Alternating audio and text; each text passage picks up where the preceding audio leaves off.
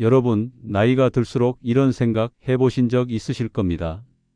앞으로 내 인생은 어떻게 될까? 은퇴하고 나면 정말 괜찮을까? 저도 요즘 이런 고민을 자주 합니다. 아직 대출도 남아있고, 자식은 결혼 준비 중이고, 제 노후는 아직 멀리 있는 것 같으면서도 코앞에 와 있는 듯 합니다. 주변 이야기를 들어보면 어떤 분은 은퇴 후에도 여유롭고 즐겁게 사십니다. 반면 어떤 분은 퇴직하자마자 불안에 떨며 아르바이트를 전전하십니다. 똑같이 열심히 살아온 분들인데 왜 이렇게 달라질까요? 이 차이는 은퇴 직후가 아니라 이미 30대, 40대, 그리고 50대부터 조금씩 갈라지고 있었다는 사실입니다. 오늘은 은퇴 부자와 은퇴 빈자로 갈리는 이유, 그리고 지금 우리가 선택할 수 있는 지혜로운 준비 방법을 나눠 드리려 합니다. 영상 끝까지 보시면 이렇게 생각하실 겁니다. 아, 나도 지금부터 방향을 바꿔야겠다. 아직 늦지 않았구나. 그리고 늘 부탁드리죠. 구독과 좋아요 눌러주시면 제가 더 많은 지혜로운 이야기 전해드릴 수 있습니다. 그리고 이 영상 어디서 보고 계세요? 집에서? 카페에서? 산책하면서? 댓글로 알려주시면 제가 꼭 읽어보겠습니다. 사례 1. 빚을 안고 퇴직한 60대 김 선생님의 이야기. 김 선생님은 60대 초반 교직에서 25년 넘게 근무하시고 은퇴하셨습니다.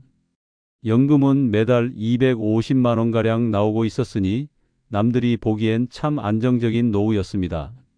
그런데 막상 생활해 보니 사정은 달랐습니다. 아직 아파트 대출이 남아 있었고 매달 원리금 상환으로 100만 원 가까이가 빠져나갔습니다. 게다가 자녀 결혼 자금, 손주 양육비, 생활비까지 보태다 보니 연금이 충분치 않았습니다. 퇴직 전에는 연금이 있으니 걱정 없다고 생각했지만 은퇴 후에는 지출 구조가 발목을 잡았습니다. 결국 김 선생님은 주말마다 학원에서 강의를 하며 부수입을 벌기 시작했습니다. 김 선생님 사례를 조금 더 깊이 들여다보면 사실 이건 개인만의 문제가 아닙니다. 우리 또래, 우리 세대 전체가 함께 겪고 있는 사회적 현실과 맞닿아 있습니다. 여러분, 예전 세대는 어땠습니까? 부모님 세대는 은퇴 전에 집 한 채를 다 갚아놓고 퇴직하는 경우가 많았습니다. 집값이 지금처럼 폭등하지 않았고 조금만 아끼고 저축하면 20, 30년 안에 상환이 가능했지요. 하지만 지금은 다릅니다.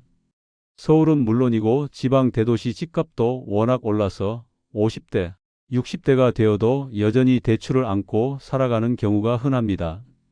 퇴직 후에도 매달 수십만 원에서 많게는 100만 원이 넘는 돈이 원리금 상환으로 빠져나가 버립니다. 연금이 제법 나오더라도 대출이 남아있으면 숨통이 막히는 겁니다. 나는 그래도 교직 연금이 있으니 괜찮아 하고 생각했다가도 은행에 꼬박꼬박 돈이 빠져나가는 걸 보면 불안이 확 몰려옵니다. 또 하나의 큰 짐은 자녀 지원입니다. 우리 또래 부모님들 정말 자식들에게 아낌없이 써오지 않았습니까? 내가 힘들어도 아이는 잘 키워야지. 결혼할 때 집은 어떻게든 보태줘야지. 이게 마음의 의무처럼 자리 잡았습니다. OECD 국가 중에서 자녀 교육비 지출이 가장 높은 나라가 한국입니다. 대학 등록금, 학원비, 유학비, 여기에 결혼자금, 집 전세, 보증금까지. 심지어 손주 돌잔치며 여행 경비까지 부모가 부담하는 경우도 많습니다. 문제는 이 과정에서 정작 본인의 노후 준비가 미뤄진다는 겁니다. 지금은 애들 키우느라 바쁘니까 내 노후는 나중에 생각하지 뭐. 이렇게 미루다 보면 퇴직을 앞두고도 손에 쥔 게 없고 결국 연금 하나에 의지하게 됩니다.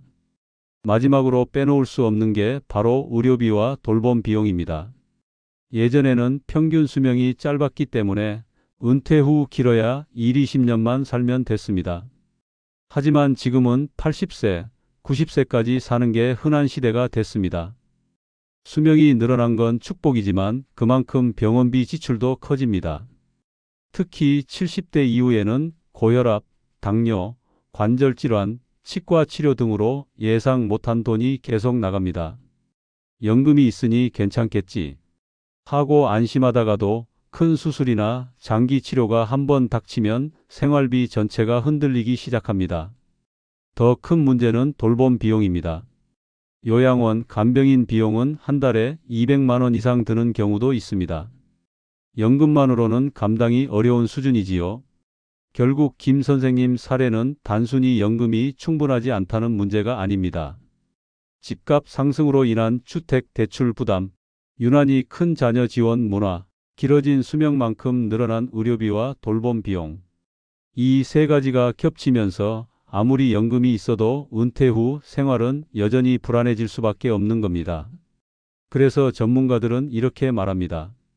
은퇴 준비는 단순히 돈을 모으는 게 아니라 지출 구조를 바꾸는 일이다.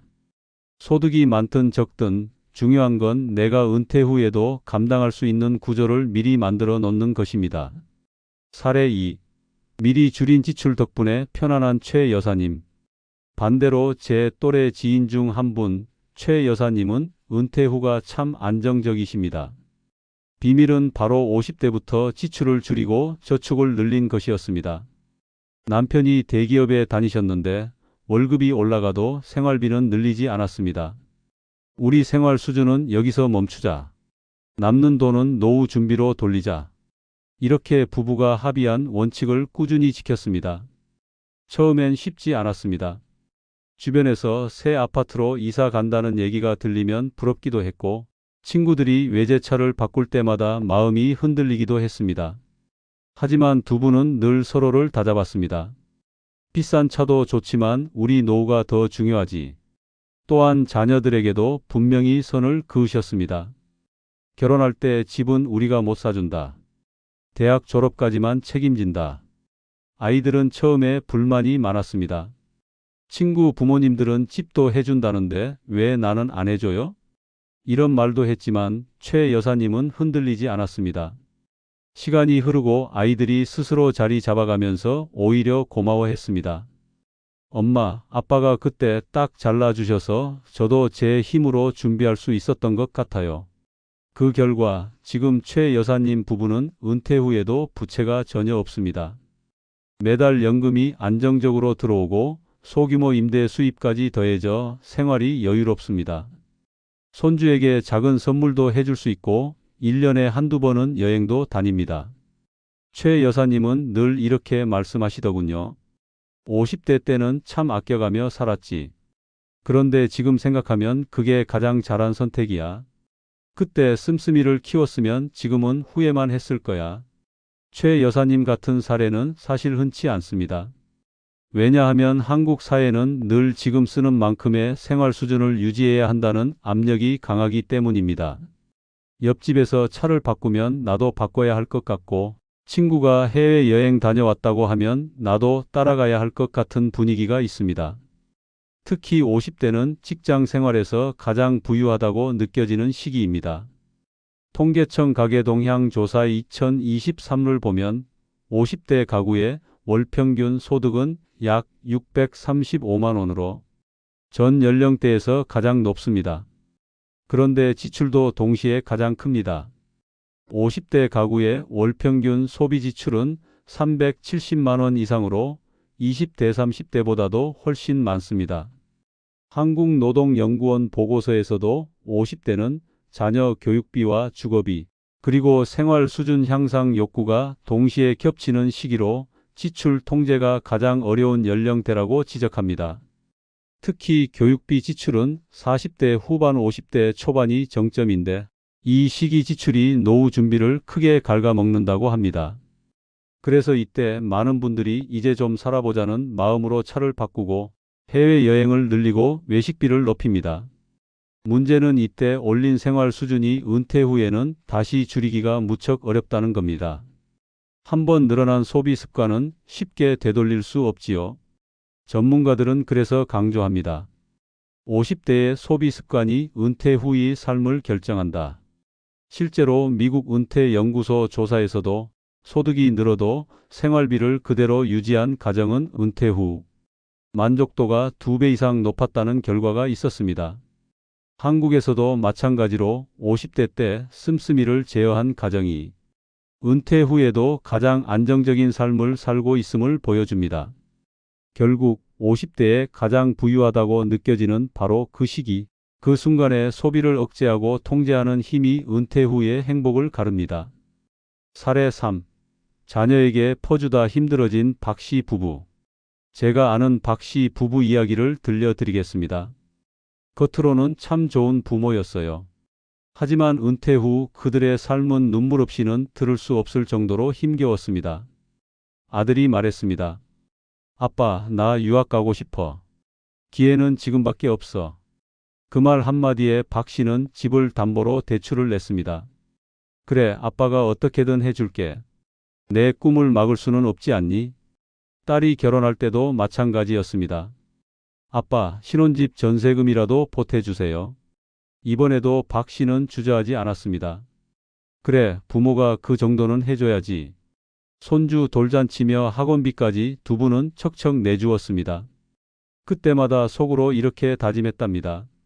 내가 힘들어도 애들만 잘 되면 된다. 그런데 정작 본인들의 노후는 준비가 전혀 안 돼 있었습니다. 퇴직을 하고 나니 손에 쥔 건 국민연금뿐. 그 돈으로는 생활이 턱없이 부족했습니다. 결국 남편은 아파트 주차관리원으로, 아내는 마트 계산원으로 다시 일터에 나가야 했습니다. 퇴근길에 두 분이 나눈 대화가 아직도 제 귀에 생생합니다. 하루 종일 서 있었더니 다리가 퉁퉁 부었어. 나도 마찬가지야. 그런데 우리 노후 준비 못한 건 사실이잖아.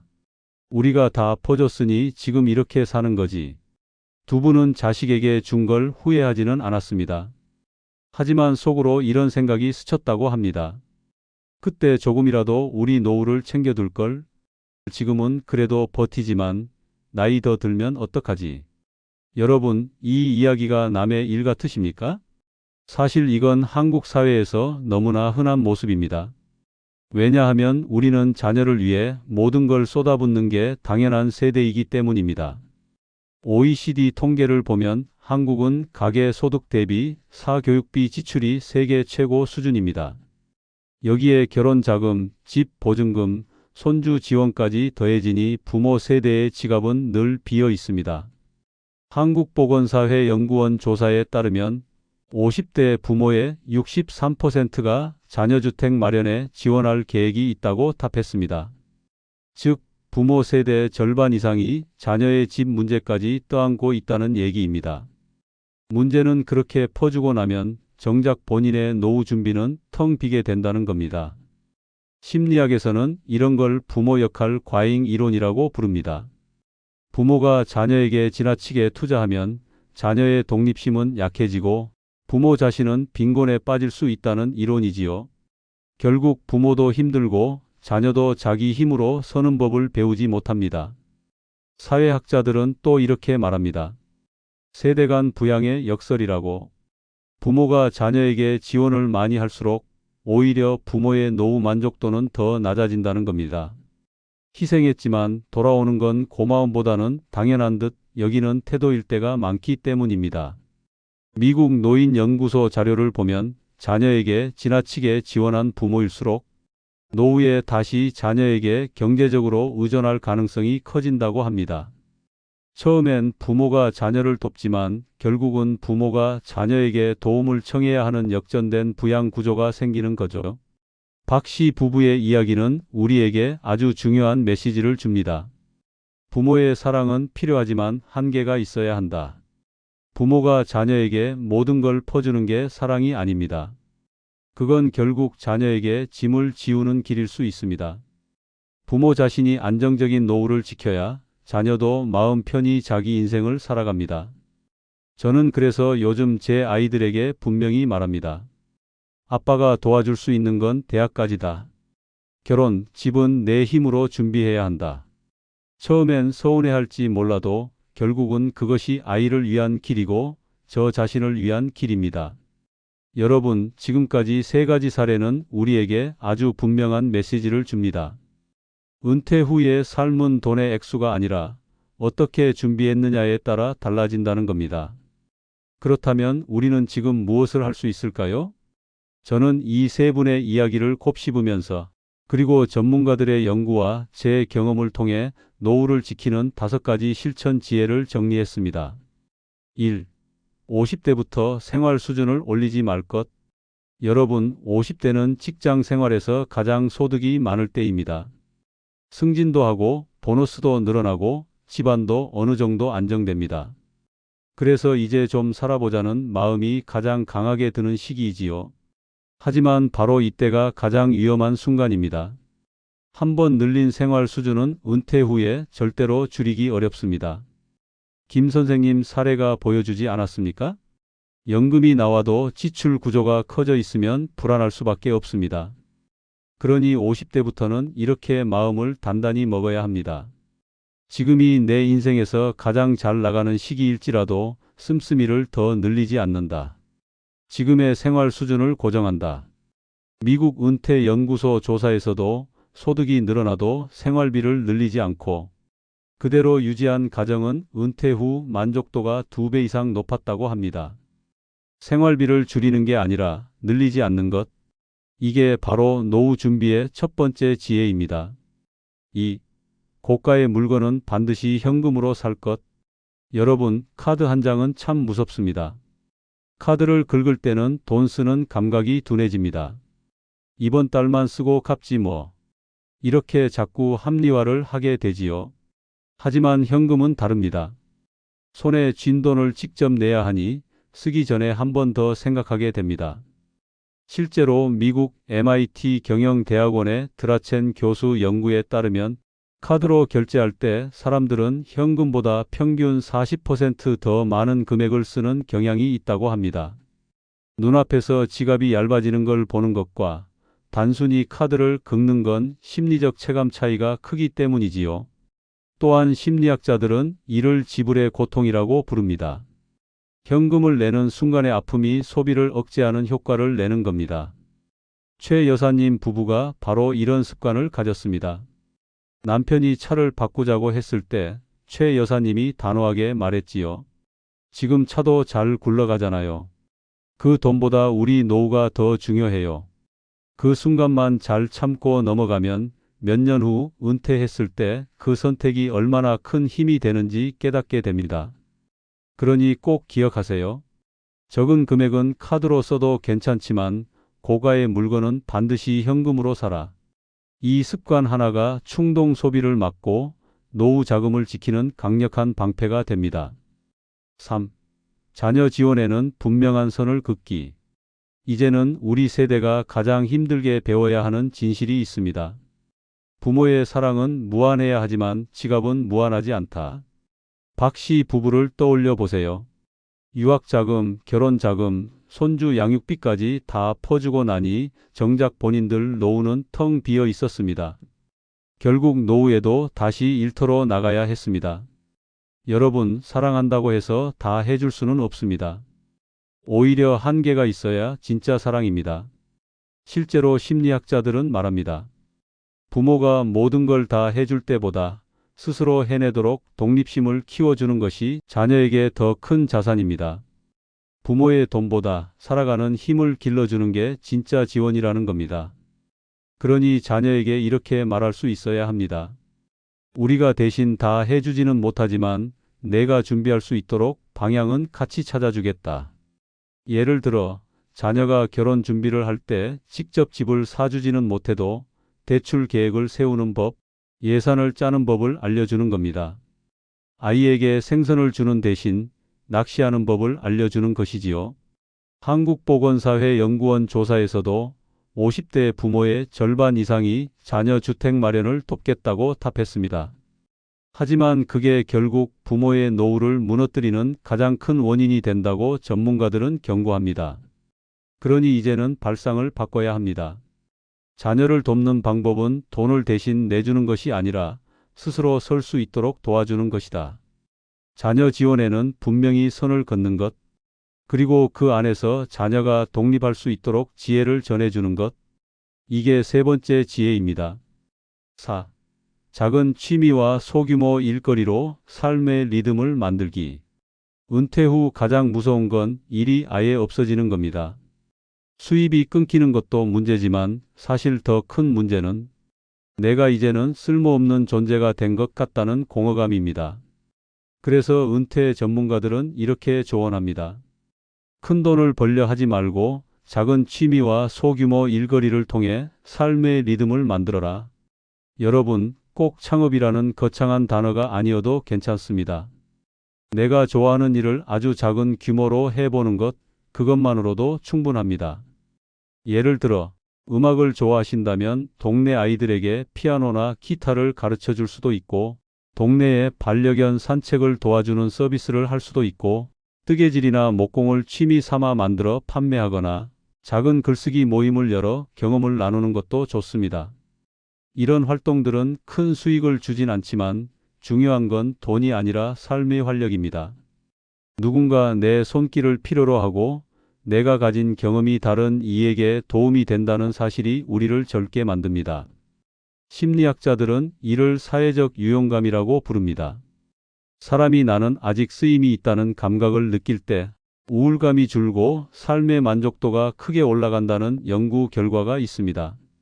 그러니 꼭 기억하세요. 은퇴 후에는 큰 돈을 벌겠다는 생각보다 작은 취미와 소규모 활동을 통해 즐거움과 보람을 찾는 것이 훨씬 더 지혜로운 선택입니다.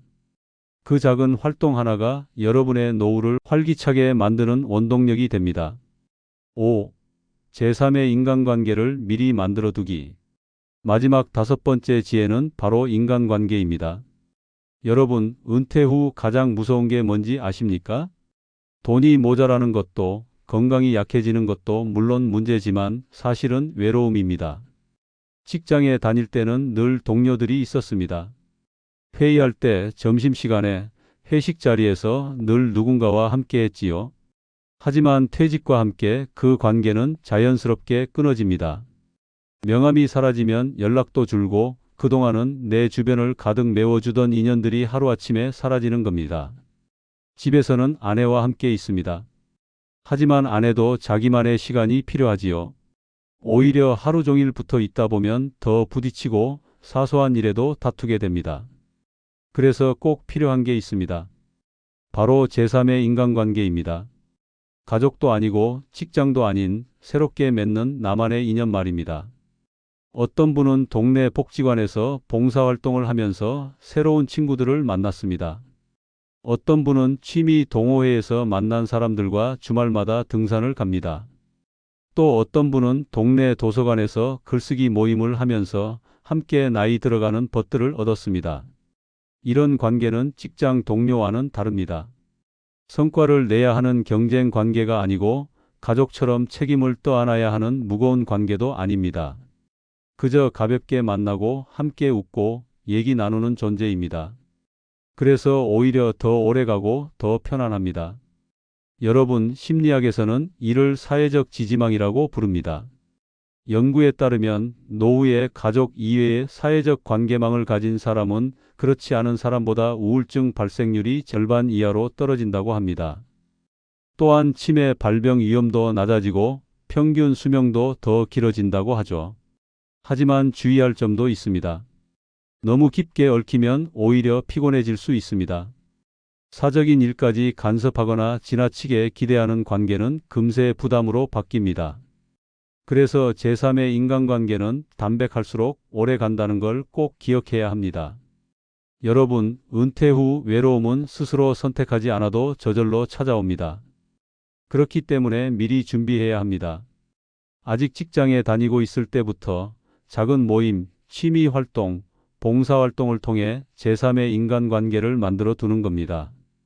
그렇게 해야 은퇴 후에도 마음이 무너지지 않습니다. 그리고 그 관계들이 결국 여러분의 노후를 든든히 지켜주는 안전망이 될 것입니다. 여러분, 은퇴는 언젠가 반드시 옵니다. 그리고 준비한 사람과 준비하지 않은 사람의 삶은 하늘과 땅만큼 다릅니다. 여러분은 어느 쪽이 되고 싶으십니까? 은퇴 후에도 불안에 쫓기며 살아갈 것인가? 아니면 작은 여유라도 누리며 내가 참 잘 살아왔다 하고 미소 지을 것인가? 저는 그래서 오늘도 스스로에게 묻습니다. 나는 지금 내 노후를 위해 어떤 선택을 하고 있는가? 이 질문 앞에서 한번 멈추고 스스로에게 솔직하게 답해 보시기 바랍니다. 그 답을 찾는 순간 여러분의 방향이 달라지고 여러분의 은퇴 후 인생이 달라집니다. 여러분, 노후 준비는 단순히 돈을 모으는 게 아닙니다. 삶을 어떻게 설계할 것인지, 습관을 어떻게 바꿀 것인지, 그리고 어떤 관계 속에서 나이 들어갈 것인지를 결정하는 과정입니다. 여러분도 오늘 하루 잠시 시간을 내서 제 이야기를 마음에 새기며 이렇게 스스로에게 질문해 보십시오. 나는 지금 내 노후를 위해 무엇을 바꾸고 있는가? 이 질문 하나가 여러분의 선택을 지혜롭게 만들 것입니다. 오늘도 지혜로운 여러분의 용기와 결단을 진심으로 응원합니다. 이 영상이 여러분께 작은 힘이 되었다면 구독과 좋아요 부탁드립니다. 다음 시간에는 더 깊은 이야기로 찾아뵙겠습니다. 감사합니다.